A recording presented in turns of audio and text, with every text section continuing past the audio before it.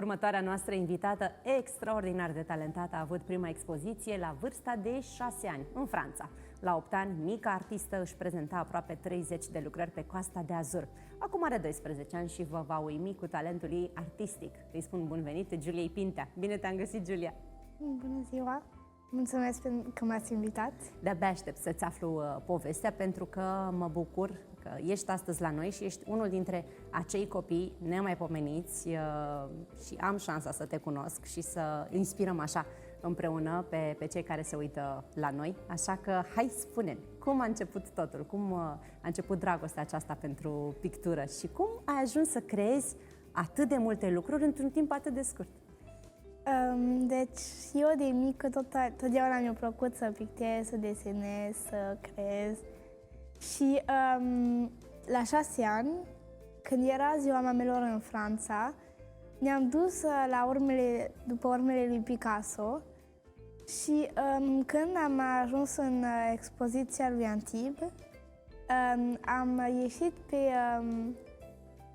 Piața Artiștilor, unde sunt mai mulți artiști care expun tablouri și creații. Și era artistul ăsta, José Curti, care făcea o demonstrație și eu m-am dus la el și mă uitasem. Te uitai fascinată, nu? Da. La cum lucra. Da. Și la un moment dat i-am spus: știți că îmi plac mai mult tablourile voastre decât al lui Picasso. Și el o râs și a zis: dar tu știi să desenezi? Și eu, cum totdeauna mi-a plăcut să desenez, să pictez și să creez, da? Mi-am zis: da, desigur că știu. Și el a pus culoare pe pânză și mi-a dat spatula și mi-a zis: ia să văd. Și eu, de la copilul ăla care era tot agitat și nu putea sta locului, Te-ai transformat. m-am transformat, da. Și ce ai desenat atunci? Ce ai făcut pe pânză? Mai ții minte? Avem tabloul la casă. Așa, deci ai primul tău tablou acolo creat în piață, da? Da. Ce frumos! Păi să-mi zici așa, de unde ai moștenit talentul acesta? Părinții tăi sunt și De la talentați? tata, De la tata. Da, doar că părinții lui nu l-au susținut și tata e mai mult în grafic.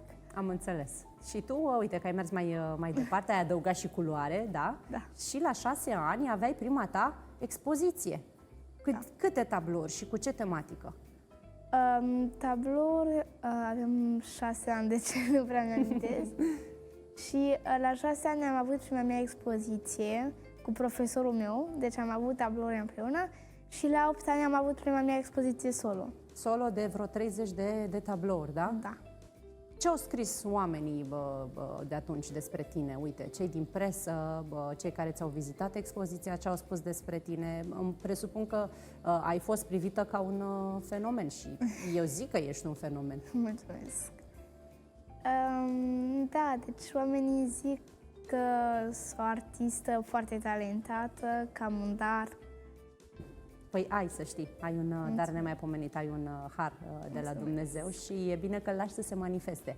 Pentru că sunt foarte mulți care și îl inhibă și consideră că nu pot să trăiască din artă, de exemplu, sau nu o să-i ajute în viață mai departe, dar uite că arta te poate transforma într-un om foarte frumos și o face de altfel. Vreau să ne uităm la aceste tablouri și să-mi vorbești, uite, despre sursa de inspirație. Am observat că te orientezi spre teme marine, semn că îți place foarte mult marea. Zi-mi așa, cum ești tu când creezi? Ce surse de inspirație ai? Cât timp lucrezi la un tablou? La un tablou mare lucrez între 3 și 5 ore. Așa. Uite, aici avem și un instrument muzical. Da. Am văzut eu niște tablouri acolo care cumva seamănă ca niște pescăruși, nu? Care se aruncă în apă în căutare de pește. Asta mi-au transmis. Sau, bineînțeles că sunt și iahturi, corăbii. Zic că sunt bărci cu vele. Dar sunt și pescăruși, nu-i așa? Așa mi s-a părut. Adică, uite, de exemplu, acest tablou așa îmi transmite. Sunt tablouri abstracte, deci fiecare poate să vadă ce vrea. Așa este. Cine sunt pictorii care, să zicem așa, te-au inspirat de-a lungul timpului? Deci este mentorul meu, José Curti, și apoi mă inspir de inspirația mea, de imaginația mea. Pun culorile pe pânză și îmi las imaginația să se joacă. Să se joace, așa este. Ai venit cu ele și în țară? Ai avut expoziție? Da. Așa, Da. spune mai multe. Deci am avut expoziția la București, la Casa Poporului, cu 55 de tablouri, toată luna februarie. Deci ai venit cu ele din Franța, Da. aici, în București. Da. Și cum a fost? Cum a fost experiența? Când am ajuns aici, am zis, gata, mama, acum pot să scriu Odisee. Așa. Da, pentru că s-au întâmplat foarte multe chestii. În Slovenia s-a spart conducta de apă. Așa. Da, și am pornit sâmbătă dimineață și am ajuns luni. Deci am făcut tot weekendul în mașină. O, Doamne, cred că a fost obositor. Da. Dar mai departe, uite, ce vrei să faci? Uite, te pregătești pentru următoarea expoziție, îți pregătești următoarele tablouri. Câte expoziții ai, să zicem așa, pe an? Pe an vreo 2, 3. Da, și acum aș vrea să mă pregătesc să fac o expoziție în Milano și apoi în Canada. Ce frumos! Mulțumesc. Minunat ar fi. Deci anul acesta asta se va întâmpla. Da. Îmi place că, uite, deși ești stabilită în Franța și ești educată acolo, ți-ai păstrat rădăcinile românești și asta nu poate fi decât îmbucurător, pentru că îți iei de aici seva.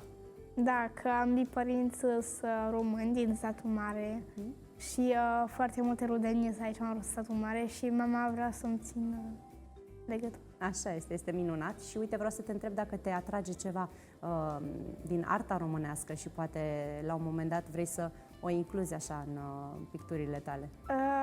Încă nu prea mă atrage ceva, dar am un tablou care nu știu cum s-a întâmplat, dar pare un pic ca România. Așa, deci Așa. e acolo, nu? Da. Are,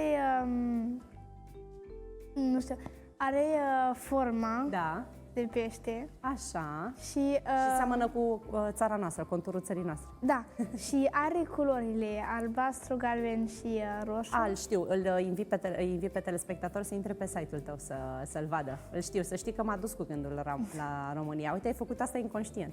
Da, am făcut asta inconștient și asta o utilizăm mereu, îl postem mereu când este ziua României. Foarte frumos, Giulia. Cum se numește site-ul tău să îți urmărim acolo tablourile? Site-ul de pe Google este Art Major. Art Major. Deci acolo putem să-ți vedem toate lucrările. Da. Îți mulțumim tare mult, Giulia. A fost Plăcere. minunat să vii astăzi la noi și îți mulțumim că ți-ai făcut timp așa să povestim despre artă, despre toate creațiile tale. Ești minunată și să ne mai vedem, uite, când mai treci prin România. Mulțumesc frumos, Giulia. Mulțumesc. Mulțumesc. La revedere.